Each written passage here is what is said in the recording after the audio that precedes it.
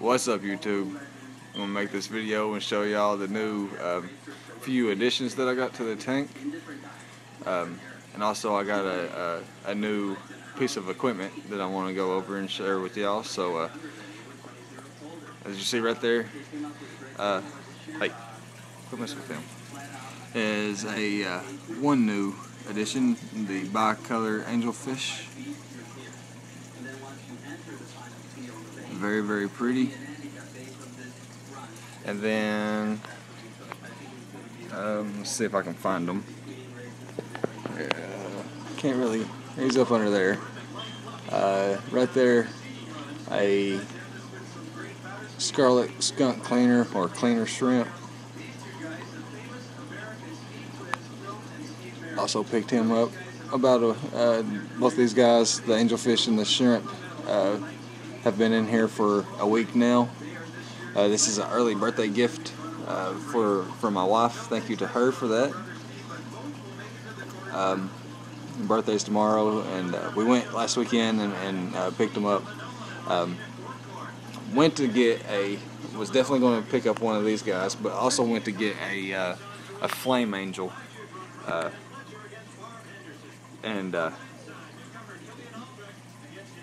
It comes out a little bit more. But anyway, I went to get a flame angel, and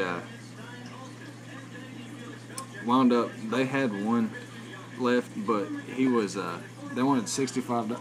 Excuse me, they wanted $65 for him, and that was what I felt was too much for him. I've bought where I bought my sand sifted starfish here. At the store where I bought him, they had one for $35, so I thought $65 was too much. And I want different colors of fish, bright, eye-catching colors of fish in the tank, and adding a angelfish or a flame angel to the tank wouldn't really give me that, because they're orange, orange colored, and that would just be adding. You know, I got two clownfish here, so that would just be adding more orange to the tank. So I wanted a lot of different colors, and after thinking about it, I really, and after seeing this guy here, I really think I made the right decision. This fish is just absolutely beautiful. It's bright yellow, blue colors. Really. You know, it's really eye-catching, I think. And then the shrimp cleaner, the cleaner shrimp there, he's really bright and colorful too. You know, he's red with the white stripe, and he's got white stripes or dots or whatever on his tail, and long, I don't know what you call them, whiskers or tentacles or whatever, but it's very, very pretty. And that's the two new additions to the tank. Everything seems to be getting along together. I'll show you all my starfish real quick. One of the brief times he's out, he actually only comes out once a day, but here lately I haven't been seeing him very often. I'll go 2, 3, 4 days without even seeing them, so I think this is the first time in about, I guess, 2 days or so of seeing them, so got a rare treat.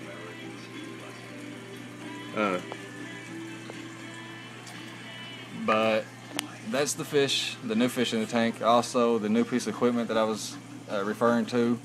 Take y'all back here and show you my Phosban Reactor. Just added this to the tank yesterday morning. Got it in a couple days ago. Got it in the mail. This was also a birthday gift. And got it in a couple days ago, but when I got it in, I came home from work. I had it sitting here waiting on me, but I had to do a water change. I do my water changes on Fridays after work, so so I don't have to mess with it the rest of the weekend. And so I went ahead and done my water change, and then installed it on the tank Saturday morning. And it's been running so far, doing good. I've got the media that I've got in it is the Phosban media. Let me see if I can turn it. I guess I can't. I was trying to turn my light on here so you can see maybe that how I've got it tumbling. You can see it a little bit, but not much. But really like it so far. The only problem I had with it was it leaked some of the media into my tank out the you see here the return hose, and it leaked all this crap, all this Phosban into my aquarium, into my sand bed and on my rocks. Thank goodness it's for the most part just pretty much confined to this part of the tank, because when I turned on the reactor, when I turned on the pump to it, my MP10 wasn't on, so it, thank goodness, didn't blow everywhere. But I don't know why this happened. I done everything that it said, put the piece of tape over the tube inside there, poured the media in, filled up a 5-gallon bucket full of RODI water. I filled it up with about 4 gallons and ran a complete 4 gallons of water, almost a complete 4 gallons of water through it to rinse out the media. You have to do that because of the dust and it's very dirty and cloudy, and you don't want that stuff going in your tank. So drained it into another 5-gallon bucket, let it drain until it was completely, the water was completely clear, coming out clear. Nothing else was coming out of it. And then went ahead and installed it in the tank. And this may have been my problem. I may have left this thing open, my check valve here too open. I've got it about I guess about a halfway, maybe a little bit less than halfway open, to get the right flow in there, to tumble it just enough where it's not grinding it up.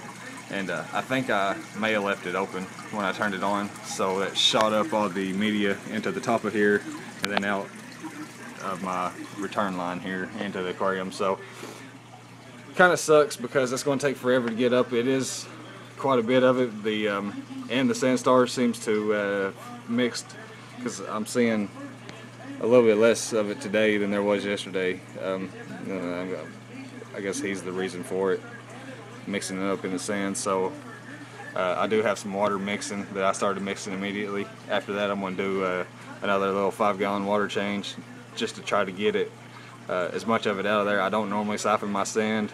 The only spots I've been siphoning is over here on the red slime algae, and I just do it in spots here and there when I do the water changes. But I want to get this crap out of there. It's not really dangerous to the fish, I don't think. I've researched it as soon as it happened. I got online, read the container that it came in. Nothing said anything about it harming the fish if it was in the aquarium or something.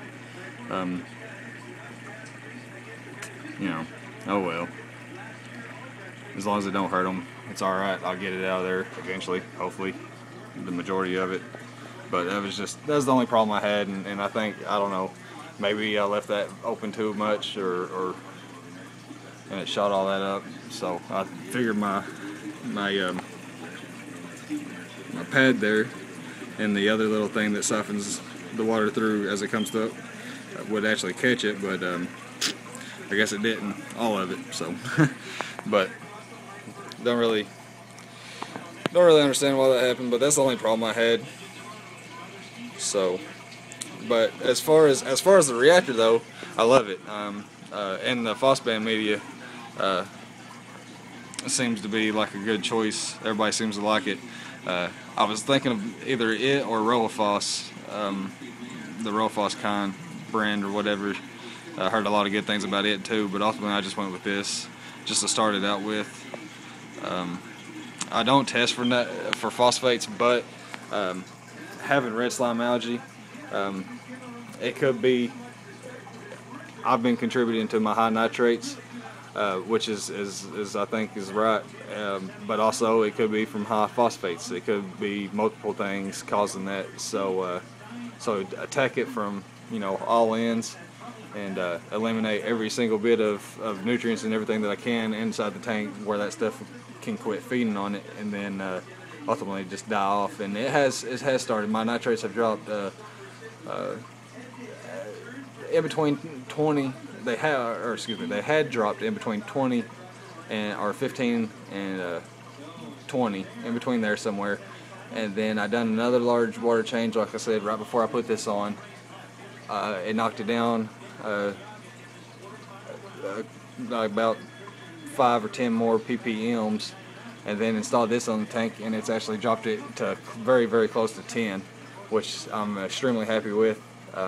I wasn't sure if this stuff would help my nitrates or not, but it seems to now. I'm not going to say it's definitely helping, because I know it's the, specifically to get phosphates out, but it seems like as soon as I installed it on the tank that my nitrates did drop a little bit more. So either way, my nitrates are down. And I am going to be purchasing a phosphate test kit, just so I can keep an eye on it, since I do have this now, and make sure my media is working, and that way I can also tell when I need to change my media. So I guess I'll go pick one up, try to go find a test kit for phosphates here in the next day or so, and just so I can stay on top of it when to change it. I know it lasts for quite a while, but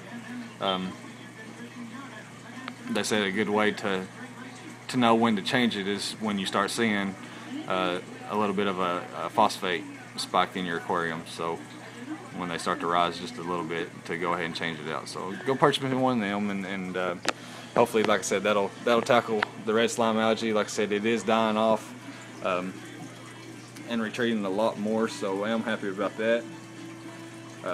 It was, if I can point right here, it was all the way starting to spread all the way over here. And get a little closer where you can see just a little bitty spot right there is all that's left. It's pretty much all gone from here. It's retreating, and it's really starting to dissipate a little bit more.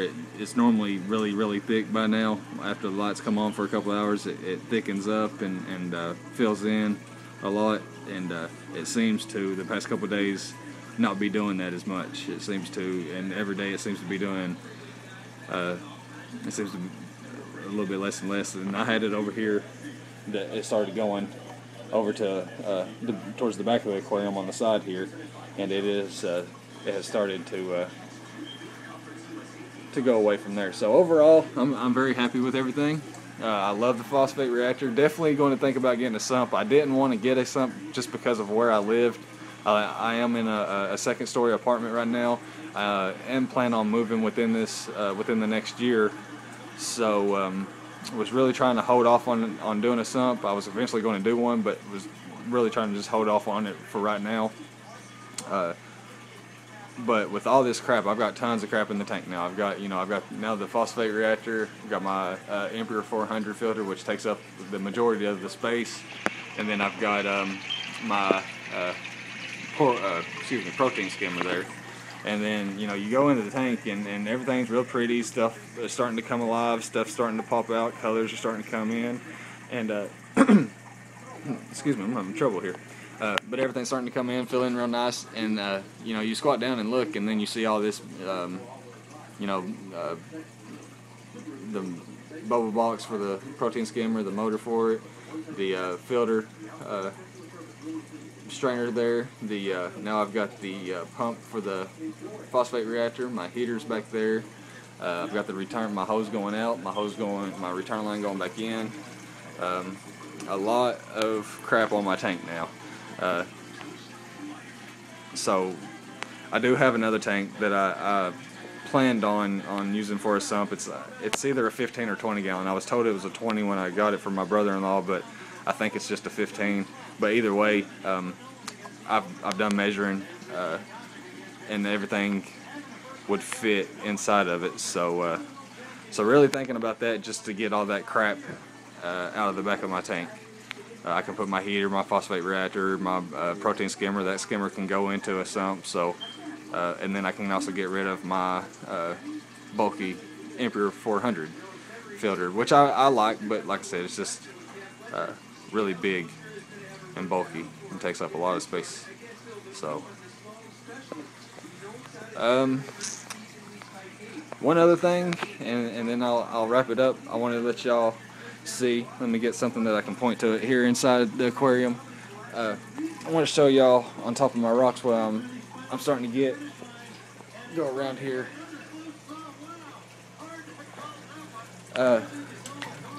Take you on top of this rock right here, get it to focus in, and I'll show you right here in the middle of the screen.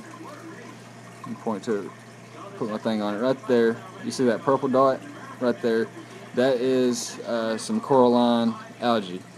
I've got spots starting to show up everywhere in the side of the aquarium and on my rocks, and even on my heater back here. This that spot right there is a piece of coralline algae, and then they've got the heater's got a couple more pieces on the side of it also. But getting got that spot right there. Then I got another spot right there, another little spot down here in this little nook down here, and then when I done my water change the other day, a couple days ago, I noticed a lot. And I can't show them to you because of where they're at. It kind of goes down in this hole, but there's a lot of different spots starting to pop up on the top of here. So really excited about that. There's also spots on this rock over here right next to it. One spot right there. So that is yeah, you can see a little bit right there. So yeah, that's awesome. I really that's really good news. Really exciting to see. I've also got them on other rocks. I'm not going to show them every single little spot because there is quite a bit of spots popping up now. So very exciting, very exciting. Really nice to see the rocks, you know, filling in, getting the color on them there. It's got the green. That's that. And excuse me, I forgot the name of it. But the green there, it's not hair algae. It's a type of. I don't know if it's similar to coralline algae or if it's what it is, but it's on the rock there too. And like I said, a couple spots on that rock, and then a couple more spots all through the tank. It's really good to see. So, but that's gonna be about it. I'm gonna wrap it up. Just wanted to show y'all the new reactor and the 2 new additions to inside of the tank. Hopefully when I do my next video, I'll do another one to let y'all check in on everything, let y'all see the new additions. Hopefully all that crap will be gone completely, or almost completely gone. So it's really starting to shrink up, so that's making me happy. And so things are coming along nice. Everything's getting along, and I'll make an update and show y'all how everything else is doing later on. Thanks for watching, guys. Rate and subscribe. Don't forget that. See everybody later.